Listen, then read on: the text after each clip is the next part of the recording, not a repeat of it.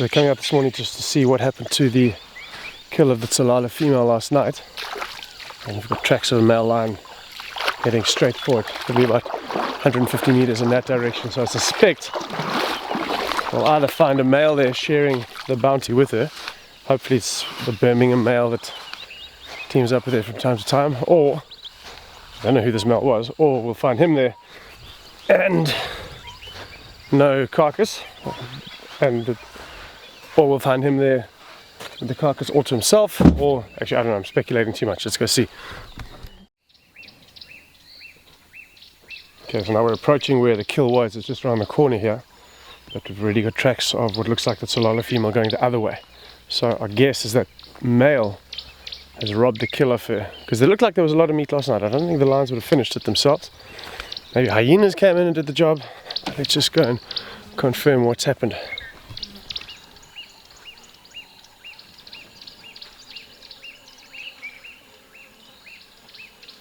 That's the tail of a wildebeest, so this is only the leftover left here. And there is nothing here.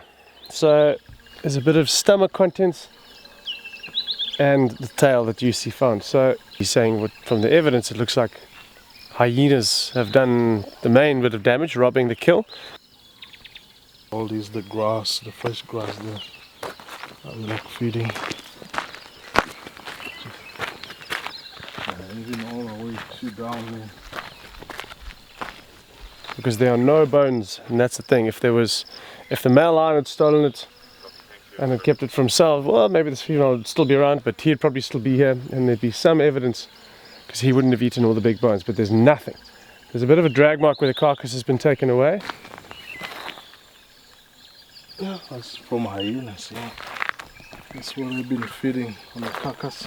Maybe that's why the male lion came in. He might have heard the commotion of the lioness interacting with the hyenas, trying to defend her kill, but yeah, nothing more to be seen. Tracks of the lioness were going that way, so let's just have a little drive along and see if there's any sign of her.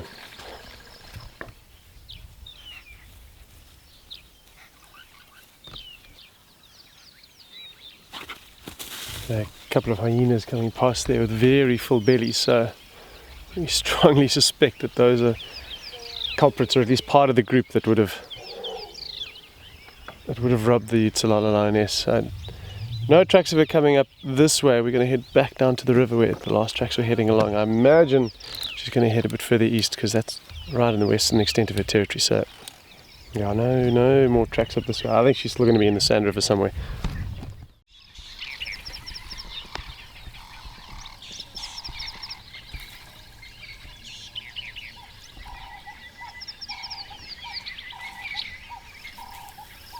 In the summertime we'll often find hyenas spending time in these small little pans, helps them keep cool.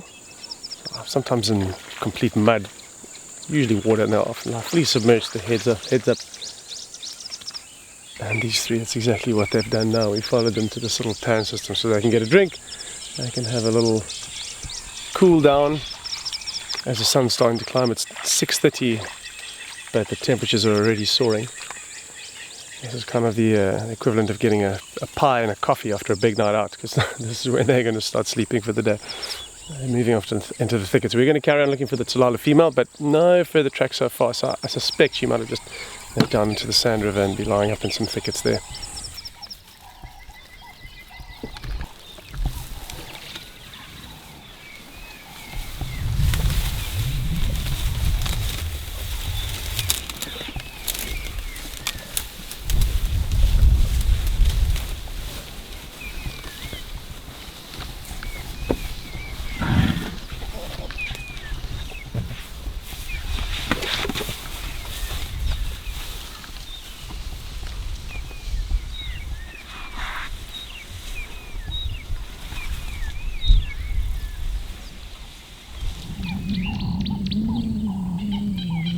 We come to this beautiful lookout point overlooking the Londolozi River, just to see if there's any sign of Tsalala pride down in the sands below, because they spend quite a bit of time up and down this riverbed.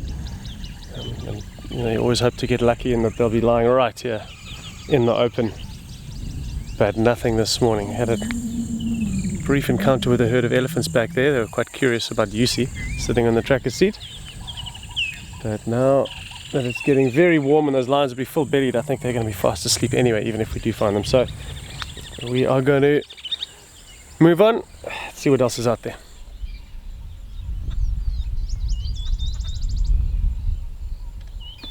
Shame we've come across these two little impala lambs that are all by themselves. I mean, they're a week old or so. I mean, this is obviously the time when all the lambs are being born. No mother here, so almost certainly they've been separated from their mothers because they only have one lamb each, and probably by a predator. Mad dogs, hyenas, those are the two most likely culprits. We saw in a video the other day how hyenas will sometimes run in to herds to try and spook the lambs. They isolate one and just run it down. Well, these two obviously, if something did come along with the lucky ones, they escaped, but now without their mothers, not a high chance of survival, sadly. So hopefully the adults are somewhere close by. It is quite thick, so we can't see very far, but generally you won't find the lambs this distance from them at this stage of their lives. In a couple of months they form creches and they can wander off a little bit, but oh, shame, I don't hold much hope for these two for the moment.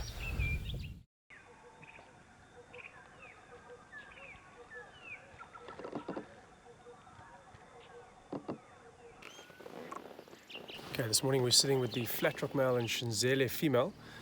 They've been mating. This is quite exciting because the Shinzele female is a young female leopard, so I think this is one of the first times that she's been seen interacting with a male like this. And it's exciting. It doesn't necessarily mean she's going to fall pregnant, but having a new female with the potential for cubs around is a very cool thing. We've been seeing her more and more in the northern parts of the reserve. So the leopards at the moment, they're weaving through fairly thick area, so it's tough to get a good view, but we'll stick with them, and I think if they keep going this way, I'll come out into some clearings. Let's see.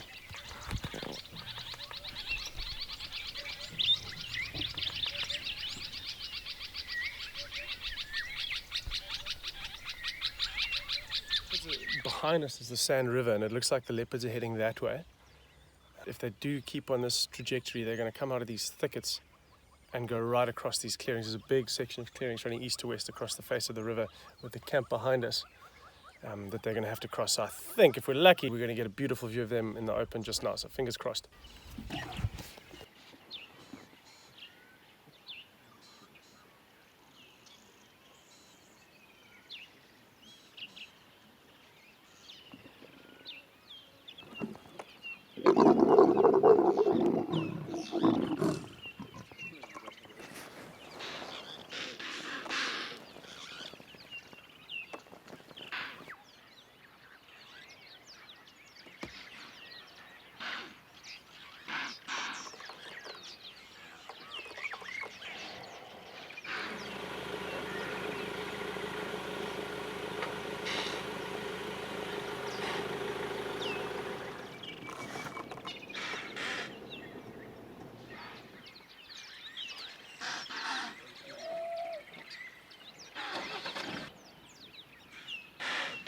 And you can tell the Shinzele female, she's a little bit unsure of herself, and that's because she's way out of her territory. So this is the dilemma for female leopards. They will leave their territories to mate with the neighboring males to make sure that all the males in the area are invested in the paternity of the cubs. So in a couple of months, if there are cubs born, the males that mated with the female will think that they're theirs, and they'll hopefully then, and the cubs will therefore come to no harm, because the biggest danger for young leopard cubs is male leopards that aren't the father. So that's one of the strategies. Females will leave their territories just to make sure that they've mated with all the neighboring males, and that way it just boosts the cubs' chances of survival significantly. So where we are now, this is right on the cusp of the territory between the Piccadilly and the Hlanguleni females. This is way out of the Shinzele female's normal patrol routes. So yeah, she's treading cautiously. She's investing in potential cubs by being with the flatrock male, but if any of the females catch her here, she'll be in trouble.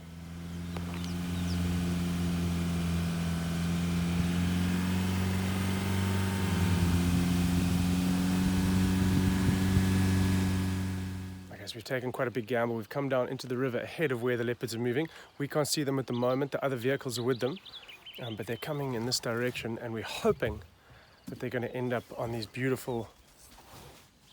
What is that? think it was a monitor lizard, on these beautiful boulders in front of us. So, big gamble. Chances are they won't, but if they do, it'll be an amazing view.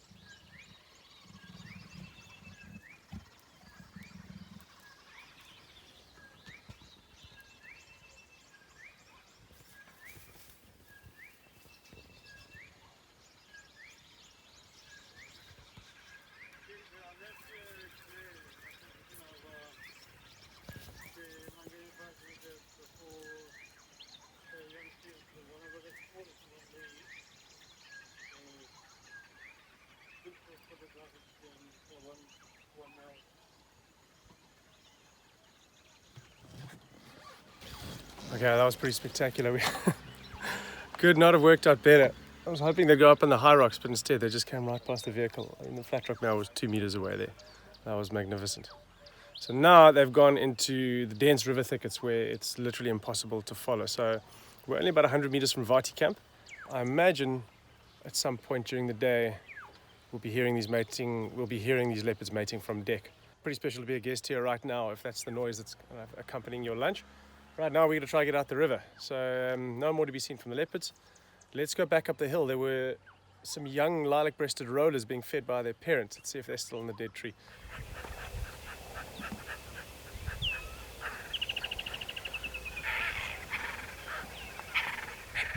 Two adults and then chicks are interacting. Looks like the adults coming to try to feed the chicks. And then they fly off and the chicks do this funny little bobbing greeting ritual. So yeah, I mean, summer life is just in full swing at Londolozi. It's magic.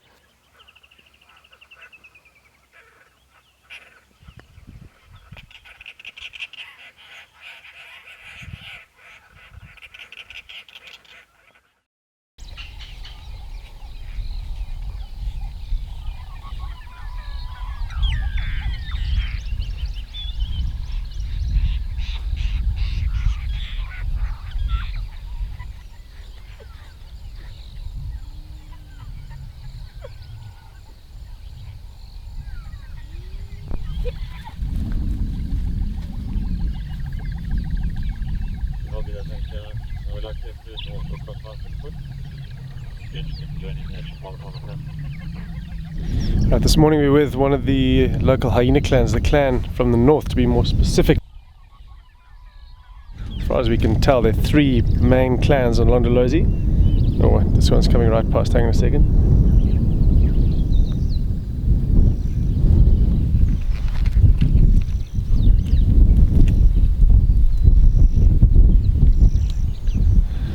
So what we were saying, 3 main clans on Londolozi, one in the north, one in the central areas, and then another one further south. And we get this from where they den, where we see the same individuals, because a lot of them, despite looking very similar, are recognizable. They've got specific features. One in the southern clan has got a funny tooth, and some are missing a chunk out there, so we do recognize the individuals. So like lions, they're social animals, and hyenas in particular have a fascinating social structure with a very distinct hierarchy, with all females outranking all males, and then within the male and female subgroups there's also a specific hierarchy there, and a lot of the ranking and communication is established or re-established orally.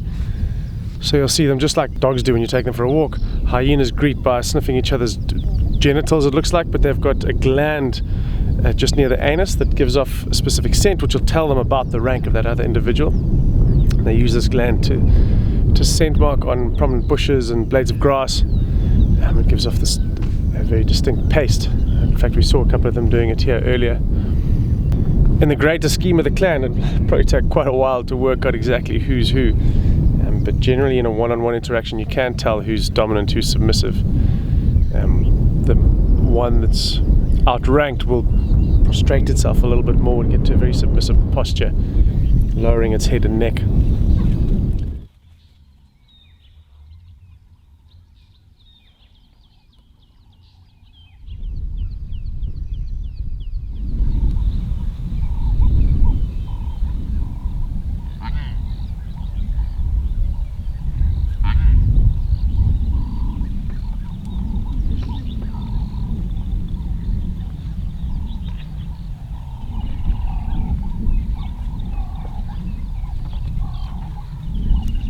And there was a bit of excitement there as the hyena that walked past us at the waterhole came out into the clearing and started chasing impalas in the hope of snapping up a lamb.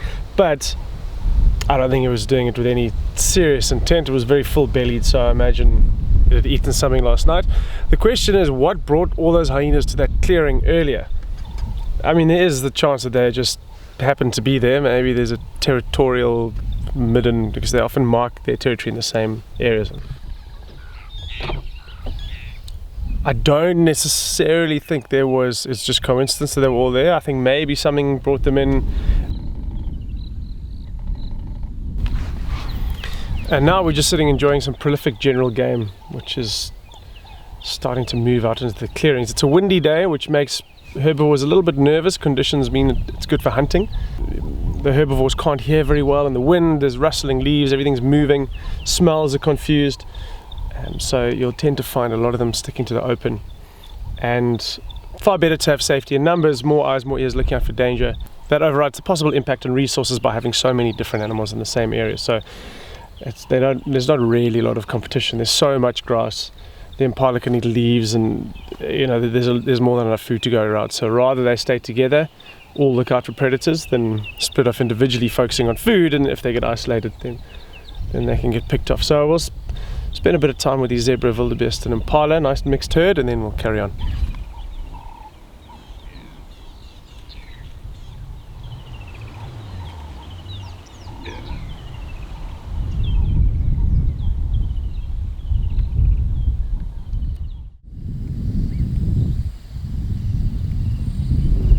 Timing is everything in the bush. We crossed the river here this morning, just after sunrise. On top of our vehicle tracks now, from only an hour ago, there are lion tracks. Have a look here. So what's frustrating is this would have been the most amazing sight. It looks like they drank here and then they came across. So the tracks are here, the edge of the water. Looks like at least 2 lions. It's hard to say in the soft sand, but it looks like it's males. It looks like males just from the width of the tracks. Males generally have a bigger, broader track than the females. Let's go and have a look up here. There was an elephant, so it's not going to be easy to be walking around. But let's just go and see if we can find these guys. They're close. I mean, these tracks are still wet. So, yeah, this is a couple of minutes ago. Okay, tracks carry on back up into the thicket there, so we're going to turn around and follow. It is getting quite hot. It's summer now, it's late morning. Well, it's actually not late morning, but it's warm already. So chances are these lions are moving slowly and they haven't gone far. So we should hopefully be able to catch up with them. That's good.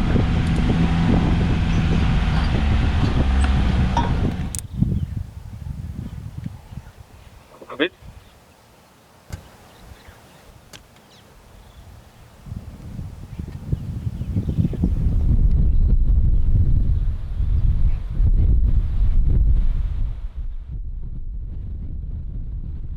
Okay, well, thankfully, as we suspected, they hadn't gone too far. We found them probably 100 meters from the last tracks, and from the looks of it, it is the Styx male and the Nkuhuma young male. It's 2 young males that are fairly nomadic at the moment. They pop up all over the place. They're a little too young to hold a territory. Look, I'm the last person to recognize these young coalitions that pop up from time to time, but that's my educated guess. But feel free to comment down below if I've got it wrong.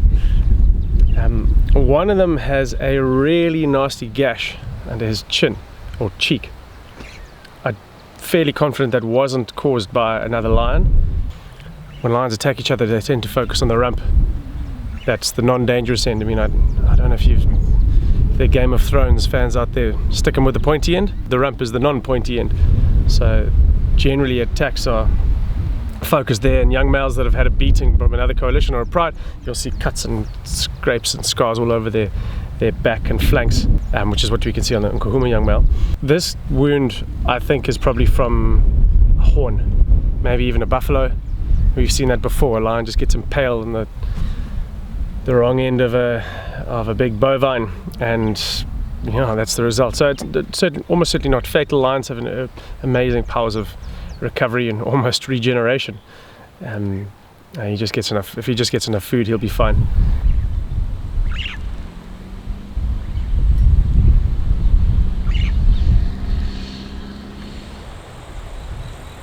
I think we're going to leave them. It's hot. No real point in them moving any further today. They're very good at conserving energy. But yeah, a fun little 100-meter track and find to round off the morning.